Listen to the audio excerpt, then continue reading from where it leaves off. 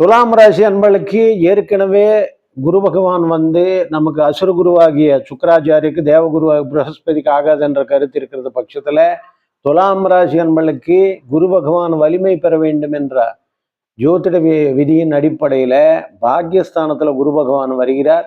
அங்கிருந்து அறிந்தபடியே உங்க ராசியையும் பார்க்கிறார். சென்ற இடமெல்லாம் சிறப்படையக்கூடிய அளவுக்கு அதிருஷ்ட வாய்ப்புகளை உருவாக்குகிறார். அது மட்டும் இல்லாம ராசிக்கு 3ஆம் இடத்தையும் பார்க்கி நீங்க எடுக்கின்ற முயற்சிகளில் மிகப்பெரிய வெற்றி காண்பீர் என்ற அளவில் உங்களுக்கு வெற்றி மேல வெற்றி நிச்சயமாக குவிப்பார். அது போலவே 5ஆம் வீட்டையும் பார்க்கிறார்.